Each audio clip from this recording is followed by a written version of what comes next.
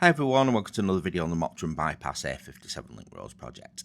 Just a quick update on this one because I've noticed on the National Highways website that all three plant crossings are going to go live. That's the one at Mottram Moor, Rowcross Road and Old Road. So it looks like the project is really getting going now with all the earth movements, etc. The crossings are going to operate Monday to Friday at 7 AM till 6 PM, and there may be the occasional weekend working. These crossings are going to work under temporary traffic lights, and you could be on red for up to 90 seconds, so obviously that will cause a little bit of delay. While they're doing the work, they'll be monitoring the traffic to reduce congestion.